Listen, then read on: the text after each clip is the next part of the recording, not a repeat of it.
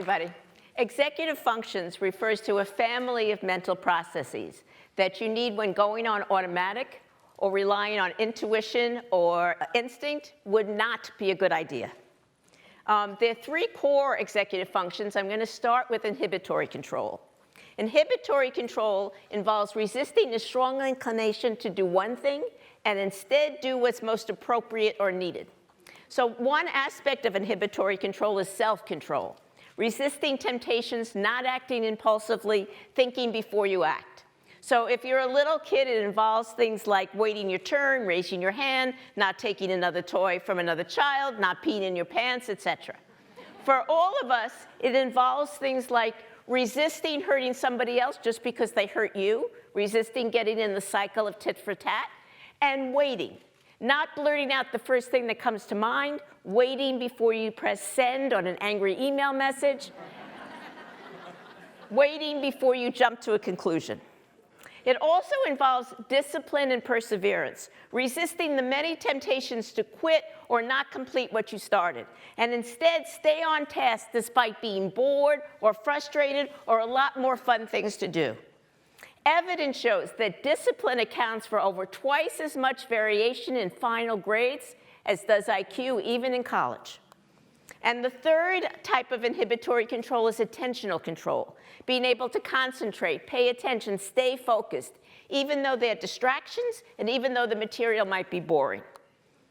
Children with better inhibitory control, that is children who as little kids were more persistent, had better attention regulation, and were less impulsive, 30 years later as adults, have higher incomes and better jobs, better health, fewer run-ins with the law, and a better quality of life than their peers who, as little kids, had worse inhibitory control. And that's true controlling for almost every variable under the sun. It's based on a study of 1,000 children born in the same city in the same year, followed for 32 years with a 96% retention rate. I wish I did the study. We tend to underestimate how capable young children are. So I'm going to show you a video in a second of a 3-year-old with truly outstanding perseverance and attentional control, even though there's lots of distraction in the environment. So if you could show the video, please. It doesn't have any sound.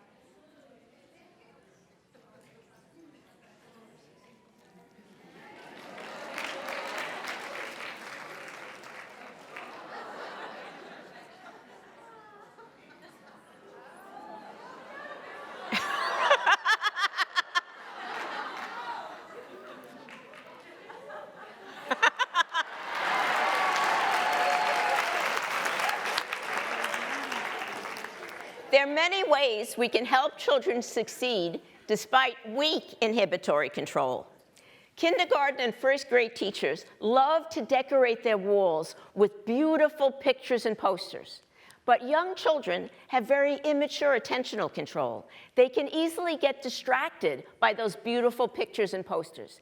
In fact, a recent study has shown that first graders are able to pay better attention and learn more if the walls are relatively bare, even though each wall can be painted a beautiful color. The second core executive function is working memory. Working memory involves holding information in mind and working with it. Working memory is critical for reasoning because that requires holding ideas and information in mind and seeing how they relate. It's critical for the creativity to see connections between seemingly unconnected ideas or facts, and then disassembling those combinations and recombining them in new ways. It's critical for anything that unfolds over time because that always involves holding in mind what happened earlier and relate that to what's happening now. So that's obvious for oral language, right? Because you don't hear those words anymore. You have to hold them in mind and relate them to what you're hearing now. But it's critical for all kinds of things, like understanding cause and effect. Let's say you do something and you get a reaction. If you don't remember what you did, you don't know why you're getting that reaction. Why are you acting that way? Working memory and inhibitory control each independently predict reading and math competence from the earliest years through university, sometimes better than even IQ. We need to challenge children's working memory so that it improves, for example, with storytelling. Executive functions need to be continually challenged for them to improve, not just used, but challenged. And I'm a huge fan of storytelling. Storytelling requires and invites a child's rapt attention for extended periods, focused, sustained attention, and also working memory to hold in mind all the details they've been hearing, what they know about the characters, what they know about the story, and relate that to what's happening now, all without the aid of visual aids like pictures on the page or puppets or video. So while story reading is wonderful, I predict that storytelling should improve attention and working memory more because it taxes them more. An example of how to help children with poor working memory or fragile working memory can be seen in the next slide. So these are two 4-year-olds, and everybody in the class has been told to get a picture book, get in a pair with another child, and take turns telling the story that goes with the pictures in your book. Well, everybody's all excited to tell their story, and nobody wants to be the listener. So what the teacher does is give one child in each pair an ear. And she explains that ears don't talk, ears listen. And with that concrete reminder, the child's able to listen. Without it, she wouldn't be able to. And after a few months, she doesn't need it anymore because she's internalized it. The third core executive function is cognitive flexibility. That includes the creativity in seeing familiar things in new ways from different perspectives. If one way of solving a problem isn't working, can we conceive of the problem in a totally new way? Can we think outside the box so that we can come up with a completely different way of attacking the problem that nobody has thought of before? And flexibility to take advantage of serendipity, to get around unforeseen problems, even to admit we were wrong when we get more information. Infants are far smarter than we often give them credit for. They're capable of exercising executive functions, reasoning, planning, even creativity, even before their first birthday. Here's an example of a game we play with babies in the lab. We take something the baby really wants and put a transparent box on top of it. You can see the toy through all the sides of the box, but only one side is open. So the first challenge is to inhibit the strong pull to reach through the side you're looking. But that's not enough, because it's not enough to know what's wrong if you don't have some inclination about what might be right. So you need to also bring problem solving to this. And this is very simple problem solving. Here's an 8-month-old who just has the brilliant idea to raise the box. So now she can see through the front and get it. And if I had more time, I could show you how much more brilliant the creative solutions of the 10 and 11-month-olds are. Executive functions depend on prefrontal cortex and the other neural regions with which it's interconnected. Prefrontal cortex takes a very long time to mature, over 20 years. So for example, the blue-violet is about the adult level. of maturation. And here you can see at 5 years of age, motor cortex is already pretty mature. Not fully mature, but well on its way. The same thing is true of visual cortex. But even at 20 years of age, you can see some green here in the figure in prefrontal cortex. Even at 20 years of age, prefrontal cortex isn't fully mature. But just because prefrontal cortex isn't fully functional when you're young doesn't mean that it's not functional at all. Let me give you an analogy. A 2-year-old's legs are not at their full adult extent. They won't be at their full adult extent for another 15 years or so. But with those immature legs, a 2-year-old can walk, a 2-year-old can even run, which is to say that even though prefrontal cortex is immature early in life, it can still subserve executive functions to some extent, even in the youngest children. And not at the full adult level, but to some extent. And with exercise and practice, it can do it even better. We used to think that prefrontal cortex was silent during infancy. But we've learned that babies can problem solve and reason even before they can speak. For example, Agnes Kovacs has shown that babies who are exposed to 2 languages show better executive function at 7 months of age before they're even speaking than babies exposed to only 1 language. Remember the video of the stacking boxes? How many of us could have waited the full 3 minutes to let that child solve it on their own? We're so tempted to want to get in there and help out. But if we get in there and help out, the child doesn't have the joy and the pride of having done it himself. We need to give the little ones time to figure things out on their own. Don't rush in to help. Use your inhibitory control to wait. Trust that there's an excellent chance that the children will be able to do it on their own. If you solve the problem, you're the strong, heroic one, and the child is the weak, needy one. We need to have faith in children's abilities and intellect. Prefrontal cortex is the most vulnerable area of the brain. If you're sad or stressed, lonely, sleep-deprived, or not physically fit, prefrontal cortex and executive functions will be the first to suffer and will suffer the most. Conversely, we show better executive functions when we're happy, feel socially supported, and we're healthy and physically fit. Our brains work better when we're not in a stressed emotional state, and that's particularly true for prefrontal cortex and executive functions. Stress impairs executive functions and can cause any of us to look as if we have an impairment in executive functions, like ADHD, when that's not the case at all. You may have noticed that when you're stressed, you can't think as clearly or exercise as good self-control. When I'm stressed, I reach for the chocolate. When we're sad, we're worse at selective attention. When we're happy, we're better at selective attention. People show more creativity when they're happy. The most heavily researched predictor of creativity in social psychology is mood. And the most robust finding is that a happy mood leads to greater creativity. It's not that happier people are more creative than sadder people. It's that within the same individual, in general, usually, we tend to be more creative when we're happier than when we're more miserable. If you're stressed, you can't be the parent or teacher you want to be. If you're stressed, your children will pick up on it, it will make them stressed, and then their executive functions will suffer. And I can guarantee 100% that worrying about whether you're a good enough parent or teacher will not improve your parenting or teaching at all. It will only make it worse. So relax. It's really important. Remember, imperfect is not the same as worthless. Imperfect is not the same as worthless. We need not to be so hard on ourselves when we make a mistake. Even the people you most respect have made mistakes and done things they regret. All of us make mistakes and all of us are imperfect, yet all of us are wonderful in our own way. And you can be a terrific parent even though you're not the perfect parent.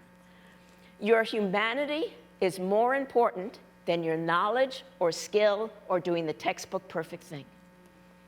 One major source of stress for many children is feeling that they're not smart enough, that they can't learn and they'll never succeed. It's important to communicate loud and clear the faith and expectation that each and every child is going to succeed.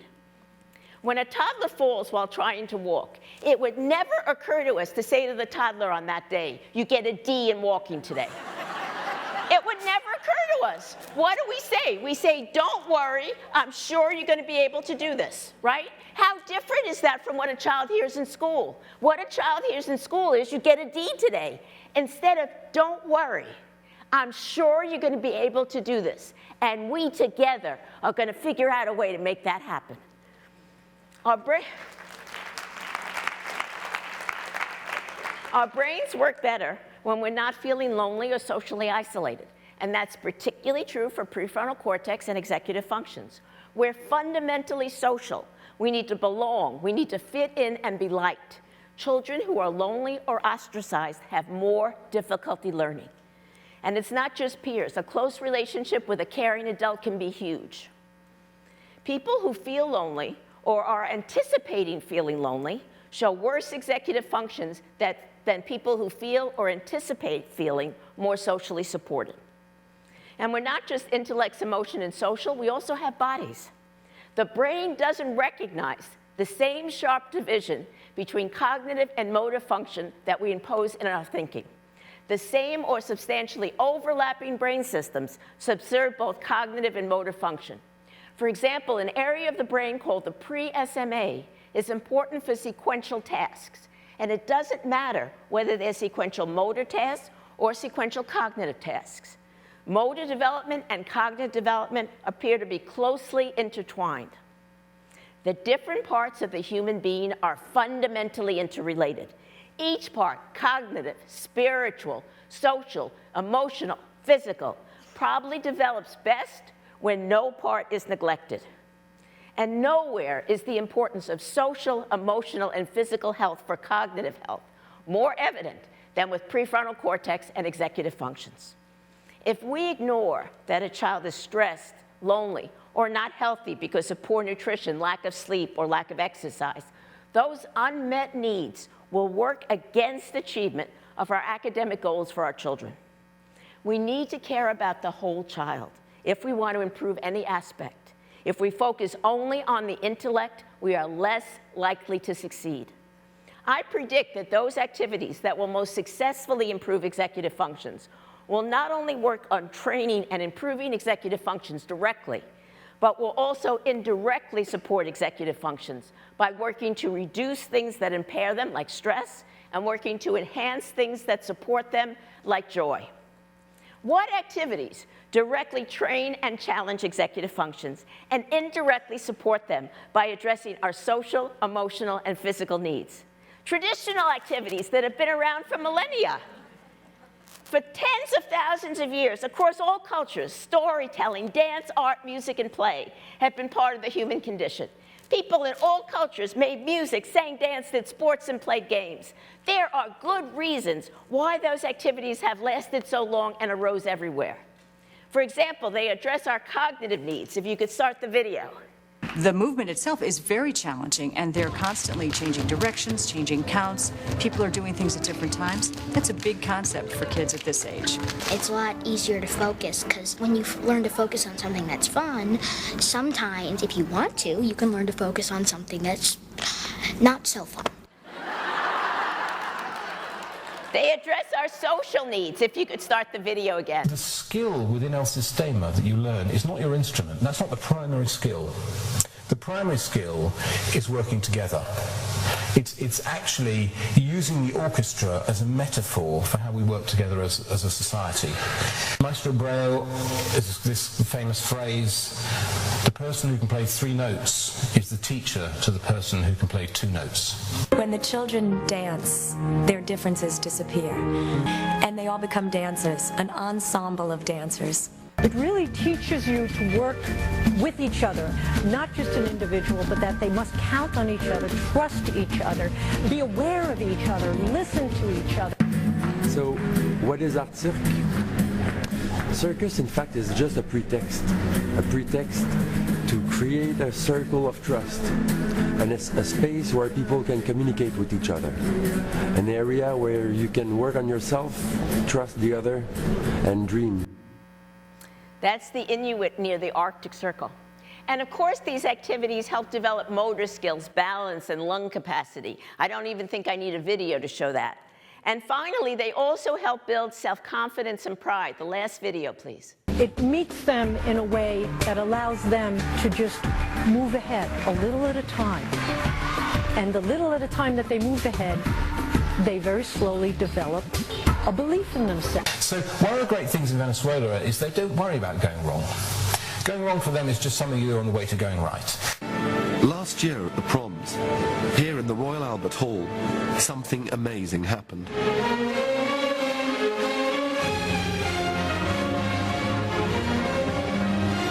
A huge orchestra of kids from the shanty towns of Venezuela came to play Shostakovich's 10th Symphony. For kids that maybe haven't succeeded in anything else, maybe don't speak very well, don't do math, you see these kids getting better at everything because it gives them that kind of investment in their own identity. As I can do this. We set the bar really high, and you know what? Children come to that place. I mean, you go in there with those expectations, and they rise to them. It's not an audition program. Every child participates, and if they commit, they are guaranteed success. Almost any activity can be the way in, the means for disciplining the mind and enhancing resilience. Many activities not yet studied might well improve executive functions. Back up. Key is that the child really enjoy the activity and really want to do it. So he or she will spend a lot of time at it, pushing him or herself to improve. And I don't care what the activity is, as long as it hits the notes that I mentioned. So we might as well have kids do something that they can put their heart and soul into. Maybe it's caring for an animal. Maybe it's doing something to improve the world or improve their community, doing a service activity. Maybe it's any number of things out in nature. I don't care what it is. What nourishes the human spirit may also be best for executive functions. Perhaps we can learn something from the traditional practices of people across many cultures and thousands of years. The arts, play, and physical activity may be critical for the outcomes we all want for our children. Thank you very much.